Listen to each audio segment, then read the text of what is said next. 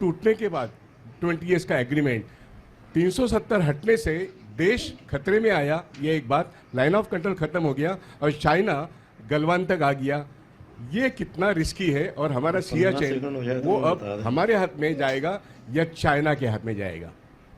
देखिए, अगर आप नक्शे पे कैजुअली सरसरी तौर पे नज़र मारिए, मैंने अपने दफ्तर में क्या किया है, बड़े बड़े नक्शे जो भी मिलते थे कमर्शियल, मैंने हर एक चीज़ के लगा रखे हैं, जैसे कि मैं देखता रहा हूँ दुनिया में क्या हो रहा है, इधर उधर क्या हो रहा है। That is my job. तो आप ये देखेंगे जो सियाचिन है, it is sandwich today, because एक तो चीन, जैसे मैंने आपसे कहा था, ये हमने जब हम माने नहीं, ये आपको ये थोड़ी सी बात और बताता हूँ मैं, वेरी इंपॉर्टेंट।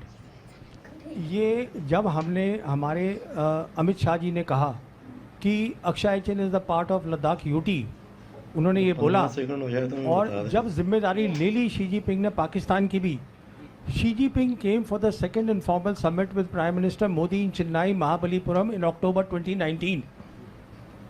और जो एक खास बात शी जिनपिंग ने रिक्वेस्ट करी प्राइम मिनिस्टर से, जिसको हमारी मीडिया ने बताया ही नहीं, जो कि हिंदू का जो कॉरेस्पॉन्डेंट था चाइना में, उसने लिखा, मैंने वहाँ से देखा, वोंग ही फॉरेन मिनिस्टर था, who was part of that second informal summit. Xi Jinping told prime minister Modi that if you want peace in South Asia you have to look at the triangular peace between China, Pakistan and India. अच्छा, वो piece कैसे हो सकती है? China के साथ piece का मतलब ये था हिंदुस्तान की कि आप वो अक्षय चिन्ह को वहाँ से हटाइए, और पाकिस्तान का मतलब ये था कि आप कश्मीर में बातचीत शुरू करिए। हमने उसको नज़रअंदाज कर दिया। ओनली आफ्टर दैट अप्रैल 2020 में, because you did not take their request of Akshay Chin, consideration of Akshay Chin seriously at all, you dismissed it. They came in East Ladakh, and today they are sitting at most places close to their November 1959 line. तो आज क्या हुआ है, east Ladakh में वो बैठे हुए हैं, दूसरी तरफ पाकिस्तान बैठा हुआ है, बीच में सियाचिन है। But this is not all. Siachen में हमारी ऑयल पाइपलाइंस हैं, हमारे जो लड़के हैं, they are sitting at passes like Sia La, Bilafond La, they are 15,000 feet, उसमें बैठे हैं लड़के। तो वो kerosene is the life line, उसकी पूरी विजिबिलिटी चाइनीज को है। तो वो जिस दिन करेंगे कश्मीर की बात, पहले वहीं से शुरू होगी। I want to ask 3 questions. Sir, I'm really sorry to interrupt you, but just ask one question because there are many other people who want to. These are all related questions. I understand that, sir, but we'll come to that. एक question ये है कि belt and road का जो काम, जो Gwadar port से connected है एक्चुअली, तो ग्वादर पोर्ट का तो काम बंद पड़ा हुआ है। एक क्वेश्चन वो है। दूसरा, Imran Khan was removed on because Americans wanted him to be removed. तो अमेरिकन्स का उनके ऊपर अभी भी छाया हुआ है अपने। तो to what extent Pakistan is aligned with America और and China actually. Agar it comes to a situation where they have to take sides, on which side will they go actually? और तीसरा क्वेश्चन जो है ये रिलेटेड है कि 15 second हो गया तो मैं बता दें। ये जो UAVs का जो रशिया और उसमें जो इस्तेमाल हुआ है दोनों साइड से एक्चुअली, हैज़ इट चेंज? क्योंकि अभी सैटेलाइट का रोल उसमें कुछ कम हो गया है उसमें। अच्छा, has it affected the satellite? I've got your questions. Now let me start with the first one very quickly. You know, perhaps you have missed a very important news.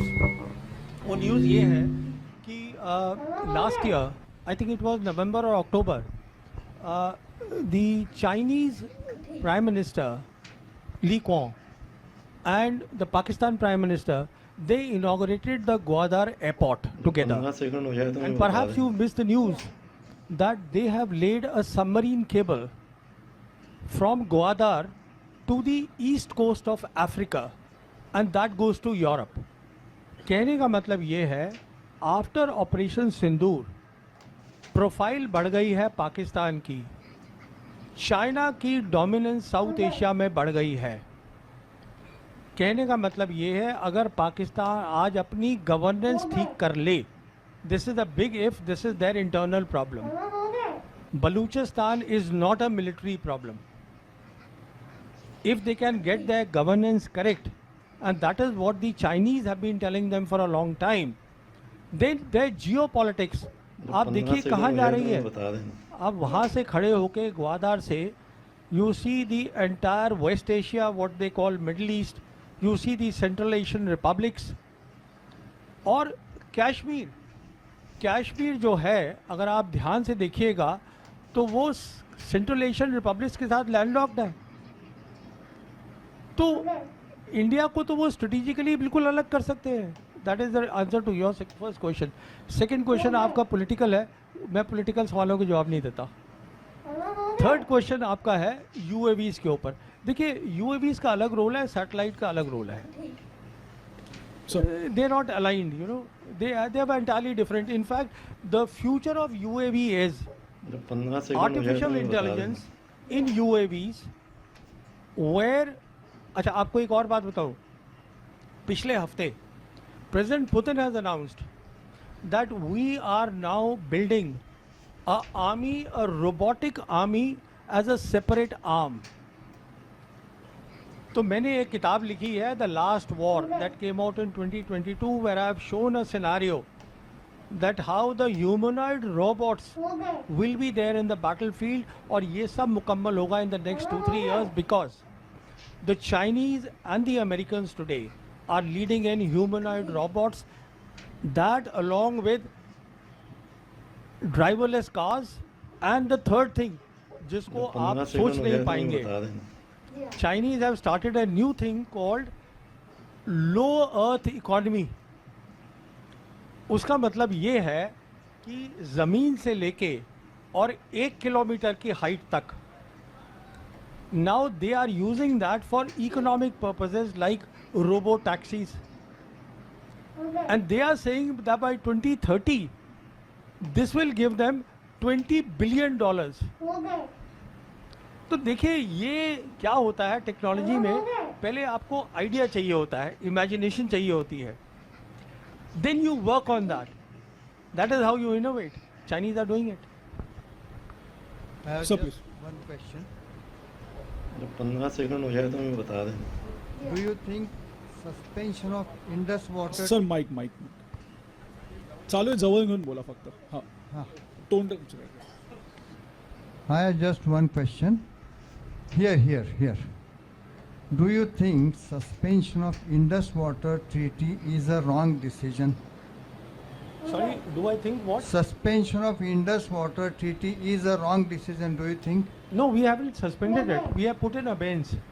That basically means that the data will not be shared between the two countries, so they will not have the forewarning. Because देखिए Pakistan is a agriculture economy, कि वो drought होगा कि floods आ जाएंगे वहाँ पर, if there is no exchange of data, official उनको नहीं बता रहे, हम नहीं बता रहे, plus we are threatening them कि हम अपने रिजर्वॉयर्स बना लेंगे। वो आप कुछ नहीं बनाएंगे because they take time and investments, और तब तक चाइनीज़ विल कम इन। तो हमने बेसिकली जो किया है, it doesn't go well with our profile of wanting to become a major power. ये छोटे मोटे मुल्क होते हैं ना, इधर उधर कुछ कर दिया types. When you are a major power you have to think big. That's my thinking. So Firoz, basically, I Firoz, think, if you can sit down because we are going live. Oh, sorry, You're coming in front. sorry. Thank you. No, I thought, okay. No, I think Lavrov coming to India for the RIC is very, very important. India needs to come back on track on the BRICS issue. G7 is not our home, actually. That's one part. The second thing, you mentioned a very important term called mowing the lawn. People here may not be aware, but that's an Israeli term for what they regularly do in Gaza and the West Bank. So this Israeli mentality that is coming into our government, that is also a reason for the loss that we faced in the current Sindoor operation. we think that Pakistan is some kind of a Gaza or something. It's not true. The third element, I think we need to go beyond this term of terrorism as a central problem. It is in for the world because you have ISIS and Al-Qaeda ruling in Syria, and those are the terrorists that America has brought into Syria. And the point being that I think it's high time that we realize that what they do in Kashmir to the Lashkar-e-Taiba and the बता दें whatever, we are doing the same thing with the BLA and the Tehrik-e-Taliban over there. So it's a cross-border terrorism on both sides, and it's high time that the peace movement in India spoke on the issue. See, That's all I I like to say. request you Thank you. to ask question. No, that's all I like. Thank you. It doesn't matter. You know, I just want to make one clarification. See, Sergei Lavrov is not coming for RIC alone. In my assessment, he is coming for the coming visit of President Putin. President Putin is supposed to this year, because we have this agreement that there's a summit meeting, alternate, you know, in Moscow and India, in Delhi. So it's President Putin who's supposed to come here, and plus, of 15 course, second हो जाए तो he's मैं बता coming दें। here to resolve other issues. In my estimation, the two big issues are that India needs more of S-400s, India needs more of BrahMos technology, and India needs to, and the Russians need to hear from the Indians about the de-dollarization move that is going on in BRICS. Because as I said, the BRICS summit is there on the 6th-7th July. So, isme already the proposal has gone from the Indian side, and the proposal is that we are open to the idea of the digital trade, because हमारा जो UPI है इसको हम बढ़ा सकते हैं. तो अब वो कितना दूसरी कंट्रीज़ को एक्सेप्टेबल होगा नहीं होगा, that we will see. That is our 15 proposal. Second हो जाए तो मैं बता दें। That is the best that we are able to for the time being, unless we retract. I don't know, because there is still time to do that. So वो मुझे मालूम नहीं है. और जहाँ तक G7 का सवाल है, देखिए हम G7 के मेंबर नहीं हैं, एंड अगेन यहाँ पर एक हाइप बनाई जा रही है. ये एक G7 के बाद एक ऑब्जर्वर ग्रुप को बुलाया है जिसमें India is not alone. 2 other BRICS members are there. South Africa and Brazil also are invited. So, and in any case, as far as I am concerned, it is no feather in our cap. I'll tell you why. Because today G7 and the EU, they are completely, they 15 are second हो जाए torn. तो मैं बता दें They are rudderless. उनको पता ही नहीं है हो क्या रहा है. तो why are we going there? BN Kumar.